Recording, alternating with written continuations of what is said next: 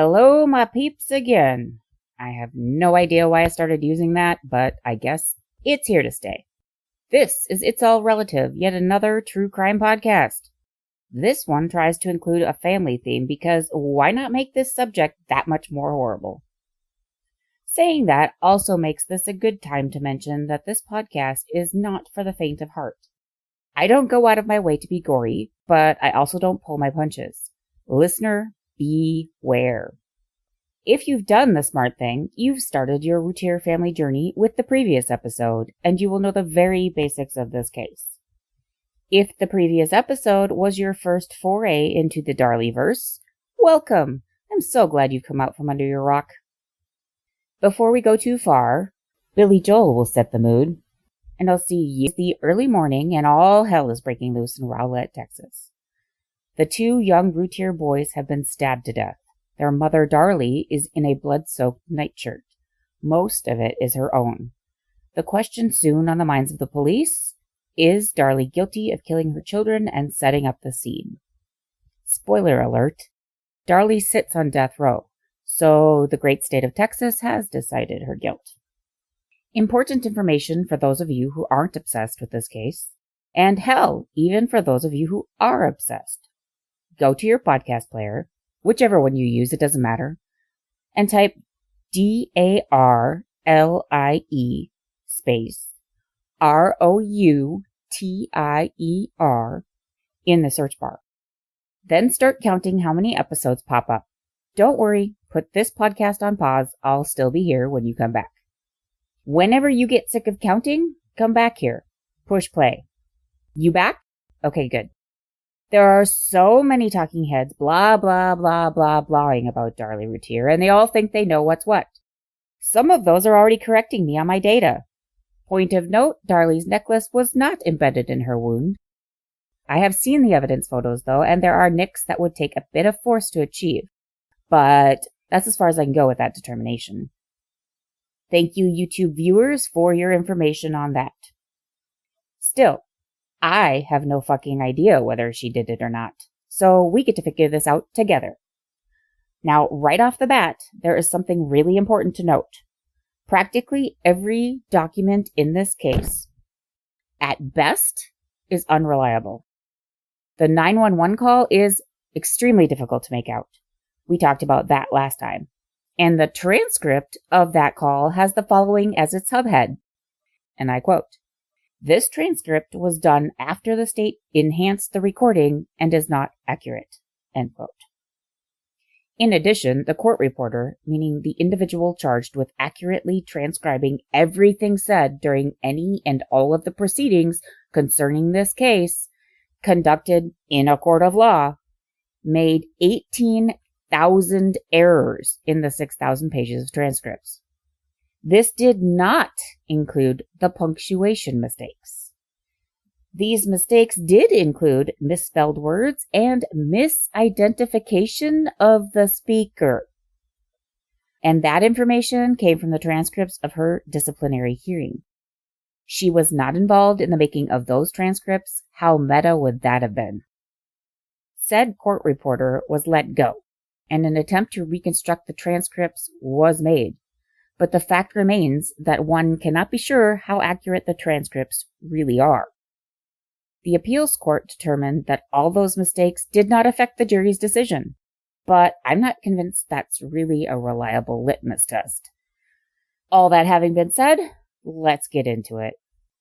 Mark McClish is a former U.S. Marshal who has become a bigwig in something he calls and sells as statement analysis. And yes, he trademarked that. A lot of people take a lot of stock in what this man says. Riddle Me That had McClish as a guest to evaluate Darlie's 911 call. You heard the 911 call last time, so I'm going to use just the transcripts for now. The call starts off like this, quote, "Operator, 911, what's your emergency?" Darlie, "Somebody came in here. They broke in." Operator, "Ma'am?" Darlie, "They just stabbed me and my children." Operator, "What?" Darlie, "They just stabbed me and my kids, my little boys." Operator, Who did? Darlie, "My little boy is dying." End quote. Now, McClish says, so how does analyzing a 911 call differ from analyzing other statements? Well, in a 911 call, the first thing we're looking at is the plea for help. What is the caller asking for? Now, an innocent caller who maybe witnessed something or came across somebody that's unconscious will ask for help for the victim. For example, a husband might call 911 and say, my wife's passed out, I can't revive her, send an ambulance. So they tell us what's going on, and they ask for help, send an ambulance. But a guilty caller, perhaps the caller is the perpetrator, a lot of times won't ask for help. They'll just say, in that same example with an unconscious spouse, they may say, I need an ambulance, but they haven't told the operator why they need an ambulance, or their wife or spouse is in trouble. And again, notice what they're saying. I need an ambulance, not my wife or my spouse, but I need the ambulance. And so that's what we're looking for in a 911 call, the plea for help. And in Darlie's case, she starts out saying, somebody came in here, they broke in, they just stabbed me and my children. Well, she doesn't ask specifically for help. And yes, there's an inherency when you call 911, you expect them to provide you with some assistance. But again, most people will ask, send an ambulance, send the police, wherever the case might be. She doesn't ask for that. She just first thing she tells the operator is what happened. Somebody came in, they broke in. And then notice the order. They just stabbed me and my children. She talks about herself first versus her children. Now, her children are dying or are already dead, some of them. We expect her, most mothers are going to ask for help. My children have been stabbed, send an ambulance. Even though they've been stabbed themselves, they may not mention that, or they'll mention that second. But she puts herself first, her children second. It was a very weak plea for help. So the order that somebody asks for things, is that the order in which things are important to them? Absolutely, yeah. And order is important. We can learn a lot from order. Sometimes we can detect deception. Sometimes we can gain more information by the order a person mentions things. And so she mentions herself first. So that means her concern lies with herself. Correct. And I believe, I'm not exactly sure the extent of her injuries, but obviously they weren't as severe as her children because she survived and her children did not. Her children are the ones that need the ambulance more than she does. But again, she mentions herself first, her children second. Her injuries were pretty severe. She nearly nicked her carotid artery, but it required surgery. But there's almost varying explanations as to how serious they were. They weren't life-threatening. It would seem that the concern would be, probably for most people in a situation such as that, would be for your children, who the injuries are clearly, they go on to be fatal. They're very grave injuries. But yet, like you said, she mentions herself first. Absolutely. And again, she never specifically requests assistance. To this, I say, meh. There's no training given on how to call 911. To this day, there are fire and tornado drills in schools in the Midwest. I'm told that they do the same thing for earthquakes in earthquake-prone areas. When I was a kid, we also did drills on how to exit the school bus in an emergency. My last job, we had active shooter training. But I have never once done a course for or a drill on how to talk to a 911 operator. I don't believe I know anyone who has.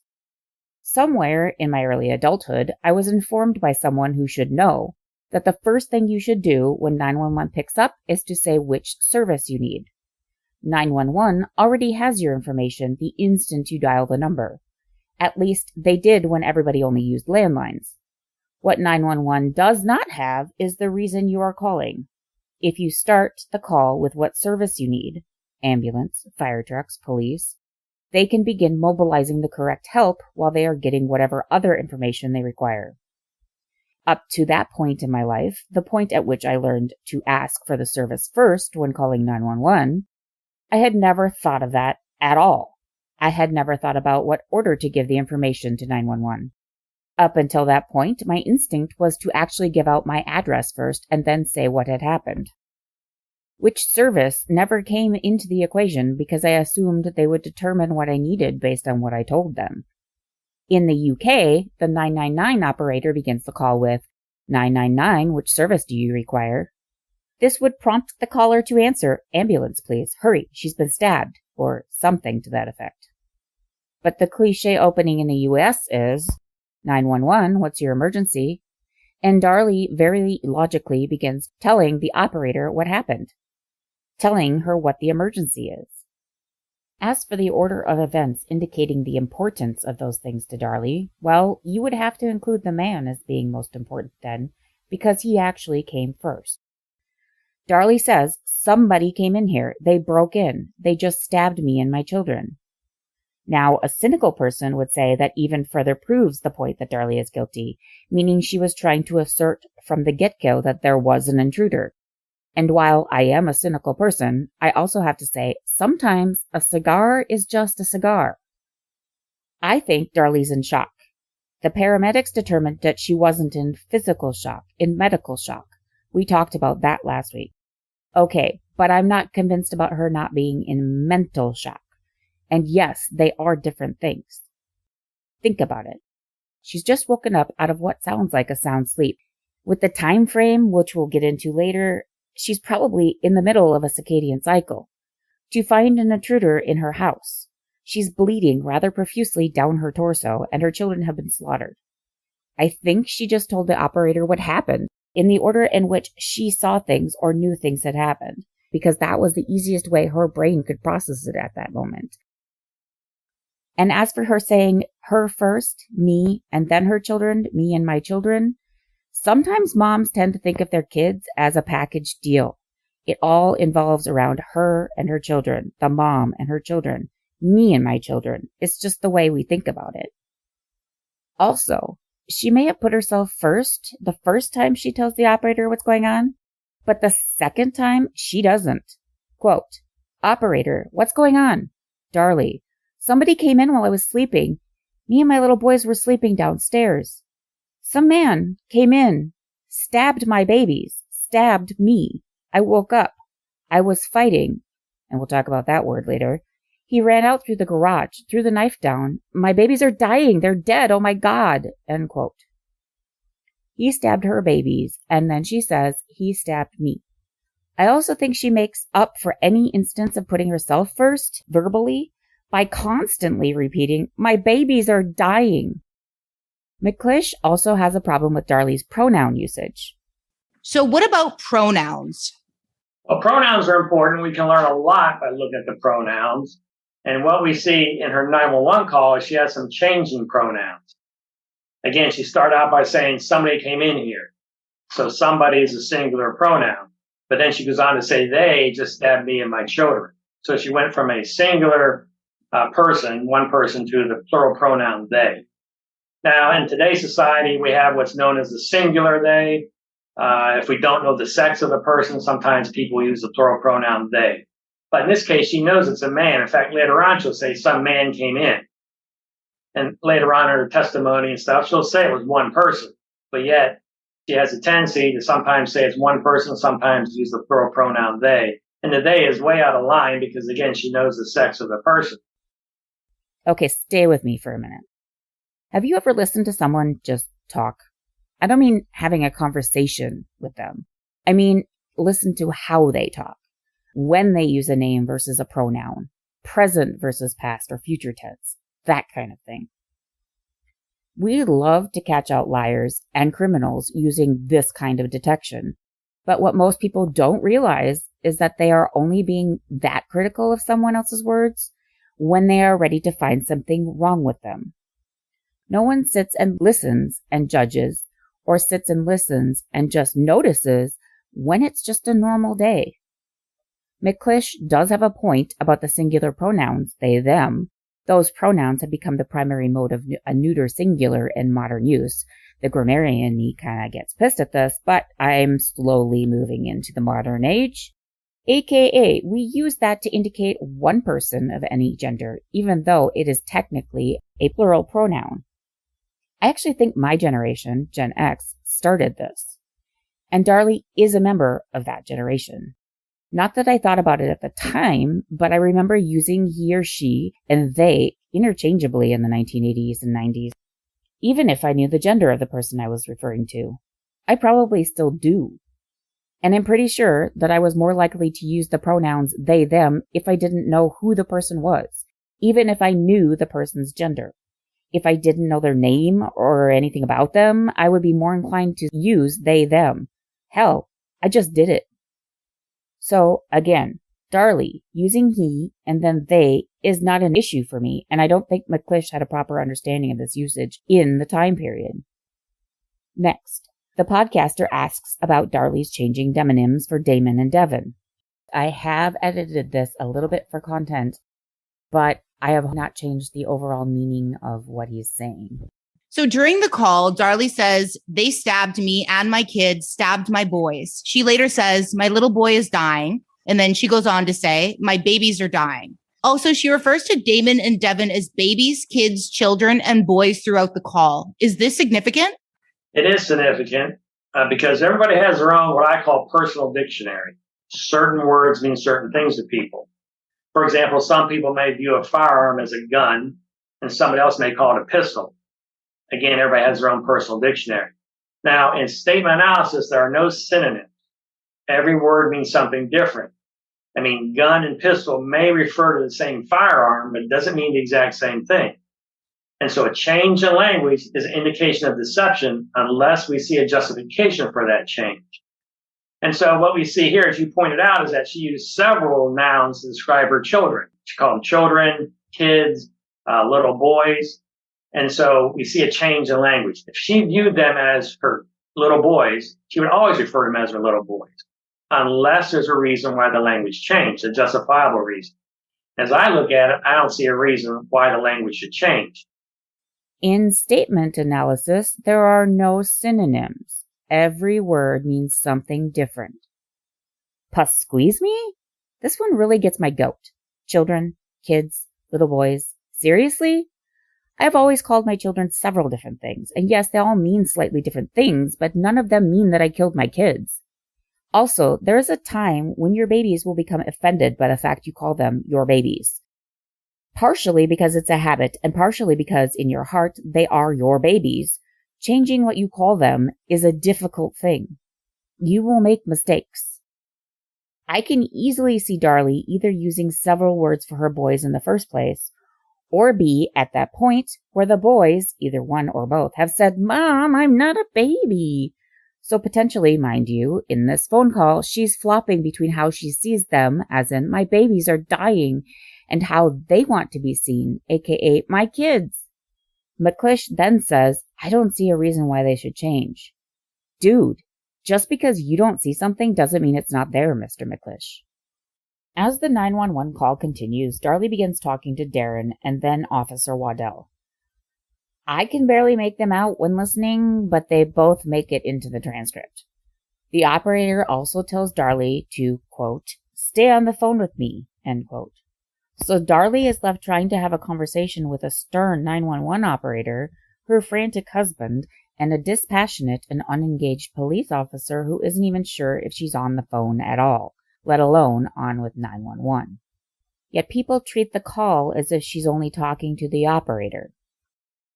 Well, at one point, she makes the comment to the operator, we got to find out who it was. And I view that as a very unusual statement, because especially in a 911 call, people usually won't talk about who did this, who committed the crime. They're just concerned, especially when your children have been injured and need medical assistance. That's what your focus is on. So for her to just at some point say, we got to find out who it was very odd. We've got to find out who it was. McClish says this is odd.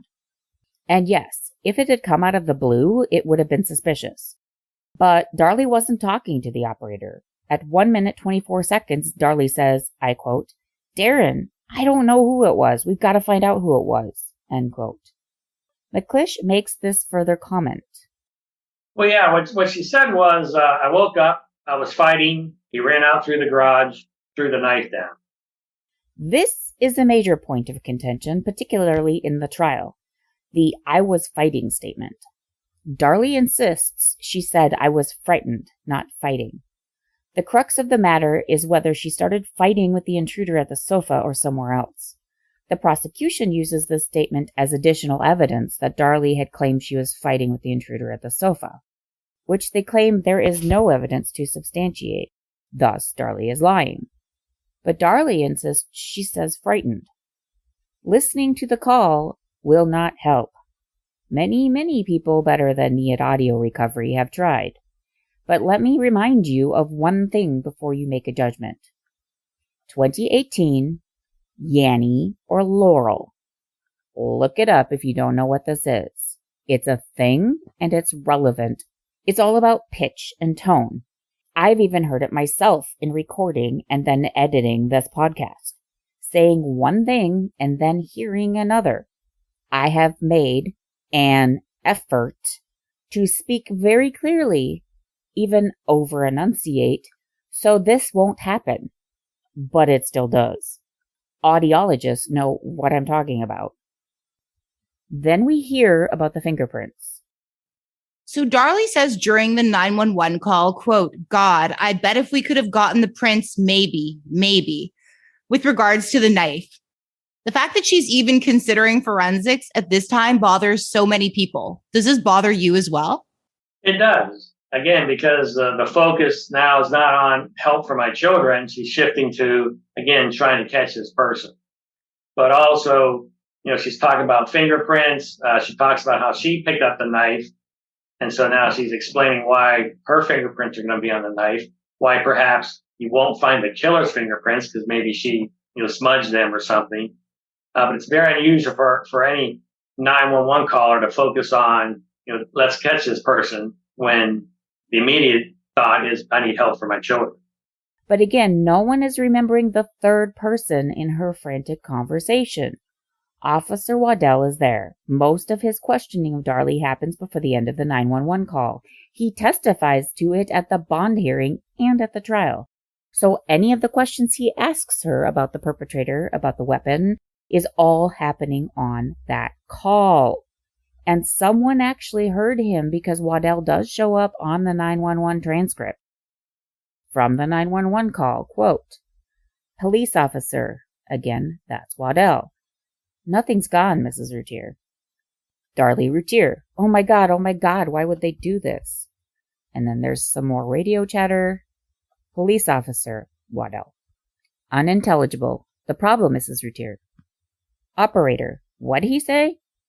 Darlie, why would they do this? Darlie, I'm unintelligible. Operator, okay, listen, ma'am. I need to let the officers in the front door, okay? Darlie, what? Operator, ma'am. Darlie, what? Operator, need to let the police officers in the front door. Darlie, unintelligible. His knife was lying over there and I already picked it up. Operator, okay, it's all right, it's okay. Darlie, God, I bet if we have gotten the prints, maybe. Police officer, Waddell, unintelligible. More dispatch back and forth on the radio. Darlie, there's nothing touched. Operator, okay, ma'am. Darlie, there's nothing touched, oh my God. Police officer, unintelligible, end quote. The operator definitely thinks Darlie is talking to her, or possibly hysterical and kind of talking to no one. The operator doesn't know Waddell is there. Plus, at the moment when you hear Darlie talking about the fingerprints, you can't really hear anyone else, so it's easy to assume that she's talking to the operator. But she's not. She's answering Waddell's questions. And sometimes she's probably answering Darren. She's trying to make it sound like, I'm a concerned parent. I need to find out who harmed my kids. But again, a real parent is going to focus on the children. And let's not forget that a real parent is going to focus on the children. I'm sorry, but what a jackass thing to say. Before I move on, I need to point out that I don't know very much about Mr. McClish other than what I told you. He may have decades of interview and interrogation under his belt, but I worry that he has developed these techniques based on a flawed premise. In other words, when Perp X blinked his eyes, McClish thought he was lying, and lo and behold, they were able to pin the crime on him. Perp X is convicted equals Perp X is guilty.